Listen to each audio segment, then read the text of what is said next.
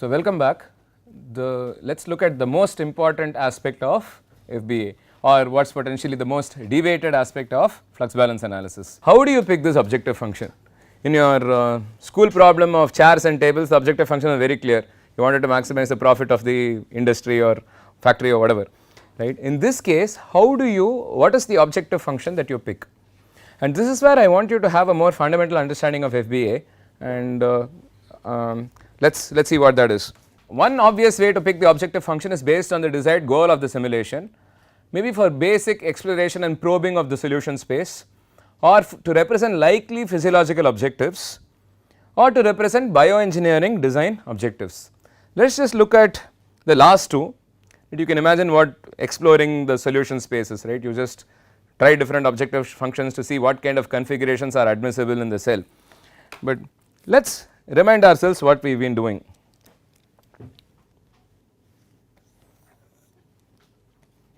You have a cell which takes in several metabolites, gives out some metabolites,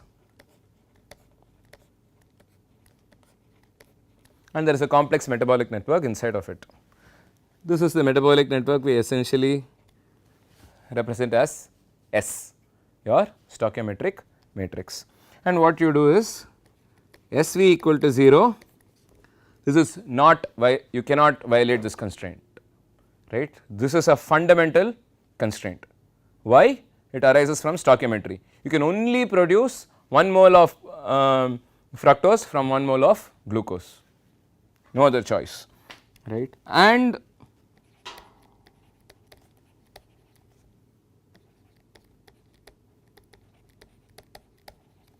this is thermodynamics, irreversible and reversible reactions, and let us actually not say infinity, but typically some large value, right. We know that this has to be only in this direction, and this can be in either direction reaction, right, the values. So,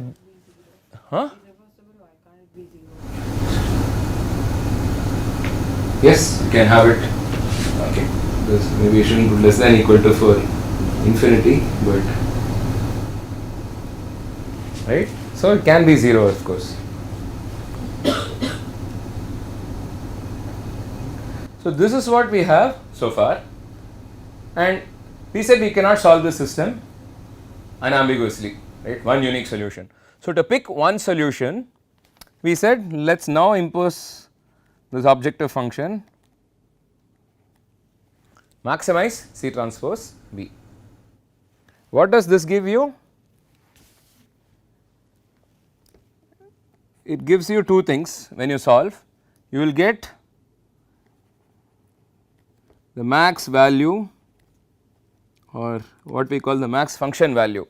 This is basically C transpose into the V best and the V best, which is basically your flux distribution. What can you now tell me about the uniqueness of V star and C transpose V star?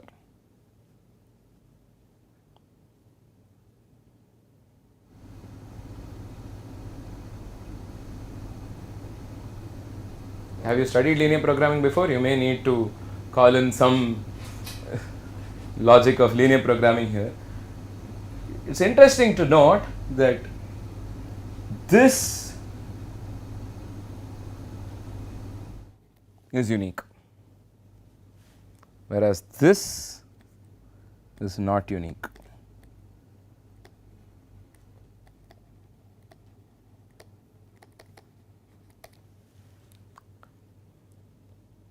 This has major implications for everything we do with FBA, and I think it is easy to understand the math of FBA, but as always in this course what we want to understand is the ramifications that any mathematical technique that we have has for modeling any given system. So, let us look at a simple illustration of FBA. How does an FBA actually work?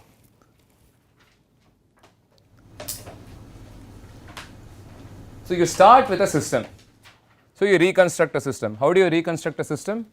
Go back a couple of modules, pathway databases, literature, all the hard work to essentially assemble a long list of biochemical reactions that occur within E. coli or any organism of your interest. Given this is your system, now how do you set up what are the next step that you would do here for flux balance analysis? So, dx by dt equals S into V. What is your stoichiometric matrix? What is going to be the size of your stoichiometric matrix? M cross. Here. What is M and what is R? M is 5.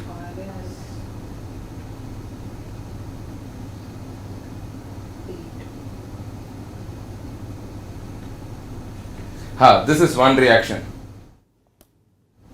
right? It's basically A plus D giving E plus B. This is how you normally write in biochemistry, right? ATP becoming ADP or something like that.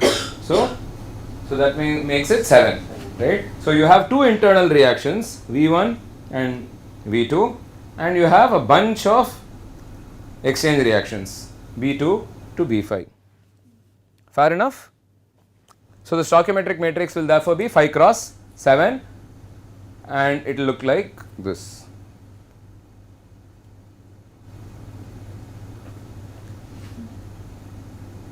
Fair enough? So now you can see the balance nicely. V1 is B1, which really makes sense, right? Sorry, you will find that V1, minus V1 plus B1 equal to 0, balance for A. And B is involved in 3 reactions. So, V1 minus V2 minus B2 equal to 0. Whatever flow comes in is split across these two, right. This V2 is in turn dependent on B3, this V1 is in turn dependent on something else and so on. You will find all of this, right. But overall, because V1 also is linked to B4, V1 is also linked to B5 and things like that. So one thing here is, it's a little, there is a bit of a catch here.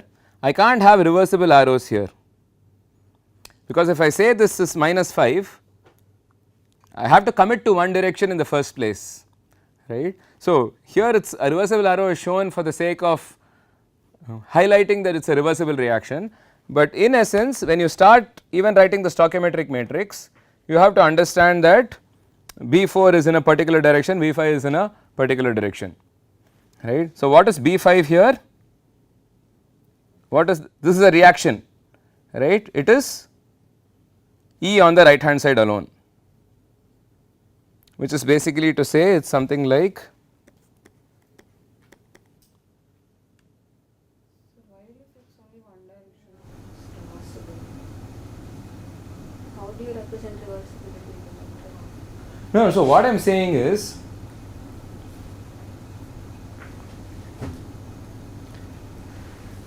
what was the reaction? Let us take the same reaction. I have a reaction like this. If I say V1, what is it? Is it the flux for the forward reaction or the backward reaction? So it makes sense if I say that this is a reversible reaction with V1 as the flux, right. So now if V1 is 5, it means B is going to C. If V1 is minus 5, it means C is going to be. So this only tells you which side is dominant. It doesn't tell you if a reaction is reversible or not. You just look at the matrix, you never know.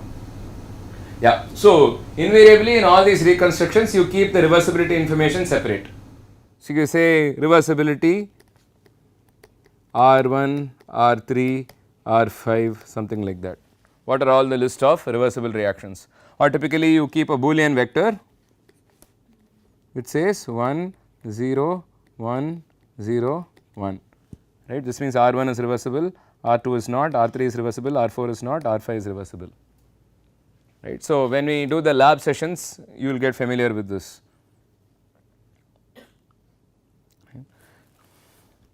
Because to even fill up this column, I need to know what the reaction is. If it is reversible, I still need to know what is the forward or the backward reaction, right. So, you can assume that all reactions are in the forward direction, and if you get a negative flux, it is in the reverse direction. But what do I even mean by forward direction? Is this the forward or this the backward, right. So, I need to commit to one arrow direction. So, assuming that we have this. So, here in fact you should this should have been a -1, right. E should be going out, for example, right. Otherwise you just have V1 plus B phi equal to 0. So, they are going to be of opposite signs for sure, right. So, now you set up this equation dx by dt equals SV, and you say SV equals 0.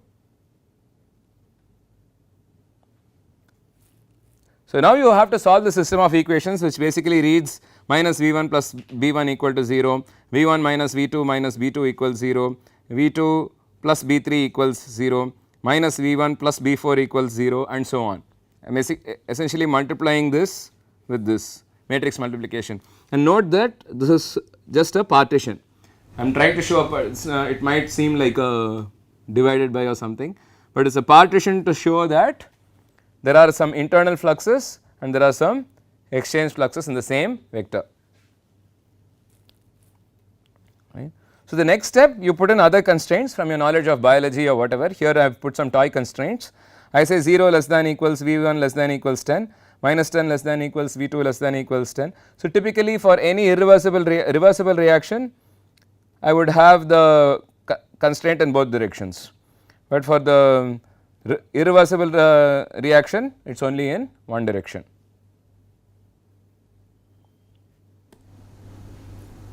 What is the next step? I have assembled the constraints, yes, I have to do the optimization. So, I say my product of interest is B. So, I maximize the secretion of B outside this cell. How much B is coming out of this cell, right, which means maximize B2, which means maximize 0 0 1 0 0 0 1 0 0 0 into this vector, right.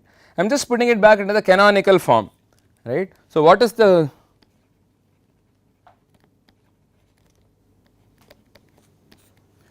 canonical LP? You know, a canonical quadratic equation is ax square plus bx plus c equals 0, right. So, the canonical LP is minimize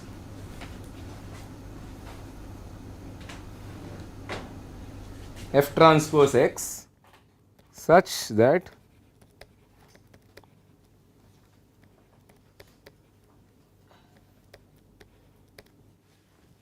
you can even have inequalities, right. This is an equality constraint, you can have inequality constraints as well, right. This will be a proper linear program.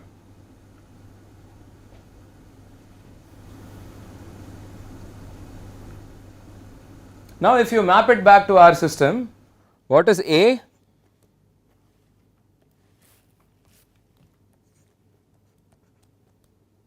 What is B? What is X? What is F?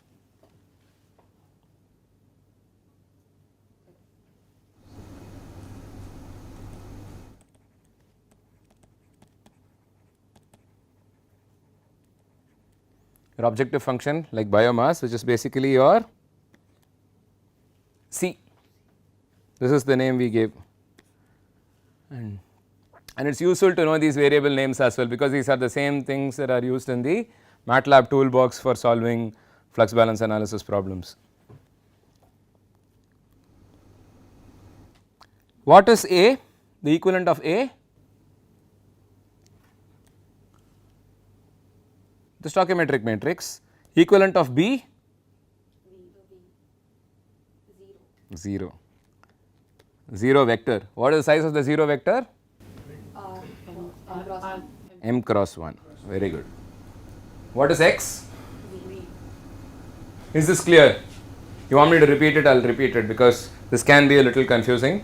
and it's important to fixate these ideas before we go any further, which is why I dropped the discussion on objective functions and jumped back to an example trivial toy FBA problem. So we basically start with a system, we extract the stoichiometric matrix out, then we write this mass balance equation dx by dt equals SV. This is the mass balance equation. At steady state this becomes 0, right, and then we add other constraints based on our knowledge of biology, capacity, whatever, and then set up the optimization problem, because this is going to give us infinitely many solutions still, right. So then we set up this optimization problem and we compute the best V, like, which will give you the max C transpose V, this is C dot V, right, that is the same as just a dot product between these two vectors, such that SV equals 0, and you see that my 0 is also bold, meaning that is also a vector, right. This should give you a solution. So one possible solution set is this. So you have 4.857 of A coming in, 4.8 of A coming in, 5.143 of B coming in, giving 10. But if you see, this is just one arbitrary solution, there are many equivalent solutions you might be able to come up with. You could just have 0, 0, 0, 0, 10, 10, 10.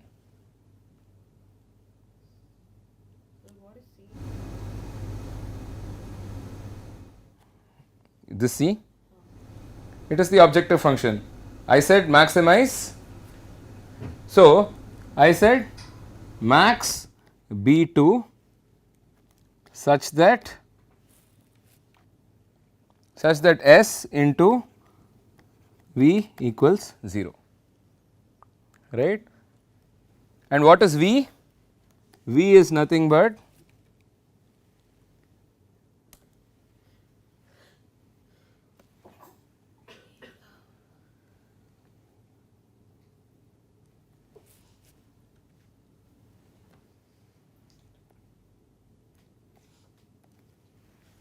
this.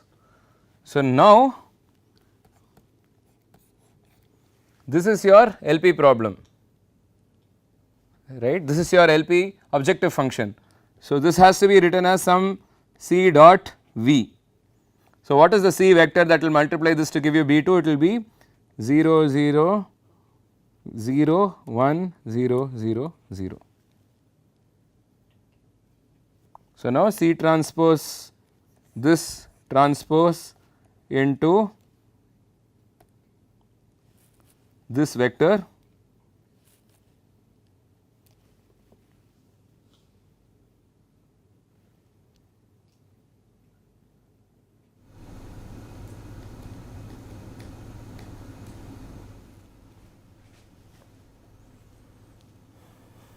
good. It just seems like a little contrived if you are not familiar with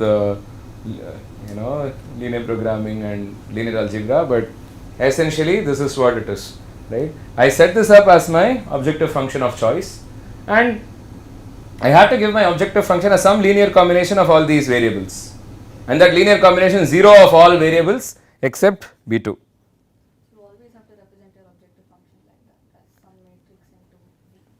As some linear combination of V, which is when it will remain linear programming.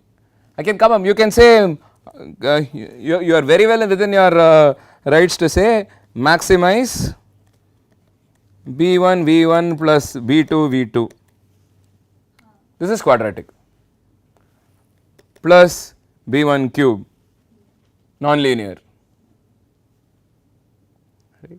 You can go in for any objective function, right. Your constraints are still the same old SV equal to 0 linear constraints. Of course, this is therefore no longer linear programming.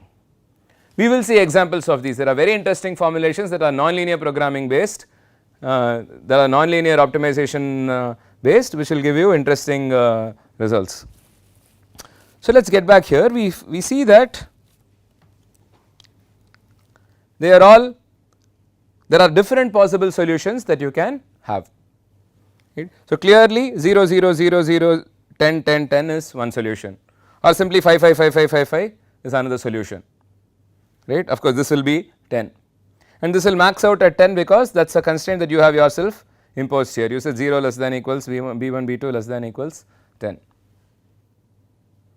So, now I want to draw your attention back to the fact that the solution is unique, or the objective function value is unique, whereas the possible flux distributions are many.